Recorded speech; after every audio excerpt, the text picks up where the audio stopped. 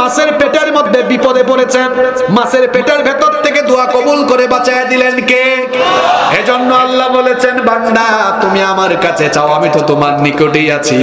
কোরআনে কারিমে আল্লাহ বললেন, ওয়া ইযা সাআলাকা ইবাদি আন্নি ফাইন্নী করিব উজিবু দাওয়াতাদ দাঈ ইযা দাআন ফালইস্তাজিবুলি ওয়াল মিনু বিলাআল্লাহুম ইয়ারশুদুন।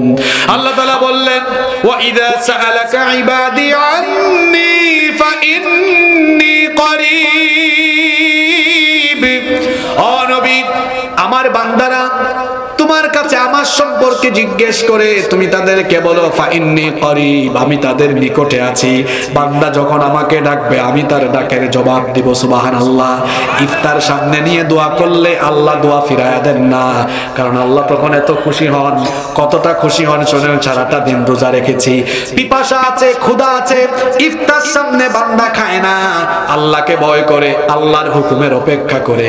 কারণ ১৫০০ বছর আগে আল্লাহ আইন পাশ করেছেন, আইন দিয়েছেন, সুম্মা আতিম্মুস সিয়ামা ইলাল লাইল, সন্ধ্যা পর্যন্ত অর্থাৎ ইফতারের সময় পর্যন্ত তোমাদের রোজাকে পরিপূর্ণ করো। ইফতারের সময়ের আগ পর্যন্ত যত ধরনের খাবারই সামনে থাকুক না কেন, বান্দা কি খায় নাকি? খাবার আছে, খায় না। তখন বান্দা যখন গোলামের মতো হাত তুলে আল্লাহ ফেরেশতাদেরকে ডেকে বান্দাকে নিয়ে গর্ব করেন, দেখ ফেরেশতা, এই মানুষ বানাতে তোরা আমাকে নিষেধ করেছিলি, এই আদমের সন্তানগুলো এখন ইফতার সামনে নিয়ে খাবার সামনে আসে, খায় না। আমার গোলামের মতো আনুগত্য করে আমার কাছে হাত তুলেছে, আমি আমার বান্দাকে কেমনে ফিরাইয়া দেই? আমার বান্দাকে তো ফিরাতে আমার মন চায় না, ইচ্ছে হয় না। আমার বান্দা এখন যা চাইবে, আমার বান্দার দোয়া আমি কবুল করে নিব। একটা ইফতারের আগেও দোয়া মিস হবে না। পারবেন? পারবেন ইনশাআল্লাহ।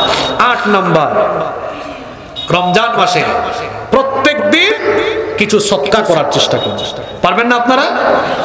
কেন সদকা করবেন শুনেন, বুখারী এবং মুসলিম শরীফের হাদিস। হাদিস বর্ণনাকারী সাহাবী হচ্ছেন আব্দুল্লাহ ইবনে আব্বাস রাদিয়াল্লাহু আনহুমা। তিনি বলেছেন, কানা রাসূলুল্লাহ সাল্লাল্লাহু আলাইহি ওয়াসাল্লাম আজওয়াদান নাস, রাসূল করিম সাল্লাল্লাহু আলাইহি ওয়াসাল্লাম ছিলেন মানুষের মধ্যে সবচাইতে বেশি দানশীল।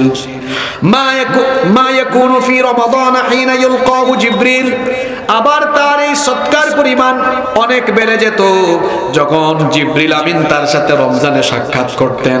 আল্লাহ রাসূলের সাথে জিবরিল আমিন রমাদানের প্রত্যেক রাতে সাক্ষাৎ করতেন। ফায়ুদারিসুল কোরআন, জিবরিল আমিন নবীজিকে কোরআন শোনাতেন, নবীজিও জিবরিল আমিনকে কোরআন শোনাতেন। সুবহানাল্লাহ। আল্লাহর নবী রমজান আসলে পরে এত বেশি দানশীল হয়ে যেতেন, আল্লাহর নবী বলেন, এই হাদিসে এসেছে আল্লাহর নবী এত দানশীল হয়ে যেতেন, আজওয়াদু বিল খাইরি মিনার রিহিল মুরসালা, বৃষ্টি আসার আগে বৃষ্টি আনয়নকারী বাতাস যেমন তীব্র গতিতে আসে, আল্লাহর নবী রমজানুল মুবারকের মাসে বৃষ্টি আনয়নকারী বাতাসের চাইতেও আরো বেশি দানশীল হয়ে যেতেন। সবার সাধ্য একরকম নয়, সবার সামর্থ্য কি একরকম? যার সামর্থ্য কম, আপনার যতটুকু সামর্থ্য আছে। যেমন আমি যদি একটা উদাহরণ দেই, আমি প্রতিদিন ইনকাম করি 1500 টাকা, তো আমি 50, 100 বা 200, আমার যা ইচ্ছা প্রতিদিন এই টাকাটা সদকা করেন। মা বোনরা তো বাড়ির বাহিরে যেতে পারেন না, তারা কি করবেন? আমার মা বোনদেরকে বলছি, বাড়িতে একটা বাক্স বানাবেন, বক্স, টিস্যু বক্স আছে না, টিস্যু বক্স। আবার যদি ছেলেমেয়েরা নিয়ে যাওয়ার সম্ভাবনা থাকে, একটু তালা দিয়ে কোনো একটা বাক্সের ভিতরে রাখেন, প্রতিদিনের সৎকার নিয়তে ওই বাক্সের ভিতরে রাখুন, তারপরে যে কাউকে পেলে দিয়ে দিবেন বা রমজানের শেষ দশকে গিয়ে দিয়ে দিবেন। ইনশাআল্লাহ শেষ দশকে একদিনও দান মিস করবেন না। কেন? ওই শেষ দশকে কদর আছে না নাই? কদরের এক রাত, কদরের এক রাত, এক রাতের ইবাদত কয় হাজার মাসের চাইতে উত্তম। তার মানে কদরের রাতের 1 টাকা সদকা 1000 মাসের 1 টাকা সদকার চাইতে উত্তম। সুবহানাল্লাহ মুখ দিয়ে বেরোয় না। দান মিস হবে, দান মিস হবে ইনশাআল্লাহ, আল্লাহ তৌফিক দেন। 9 নম্বর হলো, 9 নম্বরই তো আসছে, 9 নম্বর হলো বেশি বেশি তাসবিহ তাহলিল করে এই মাসটা কাটাবেন, জিকির আজকার বেশি বেশি করবেন, সুবহানাল্লাহ, আলহামদুলিল্লাহ, লা ইলাহা ইল্লাল্লাহু আল্লাহু আকবার, এগুলো বেশি বেশি জপবেন। 10 নাম্বার হলো বেশি বেশি ইস্তেগফার করবেন। দেখি বলেন তো আল্লাহর নবী প্রত্যেকদিন ইস্তেগফার করতেন কয়বার? মাশাআল্লাহ, কয়বার?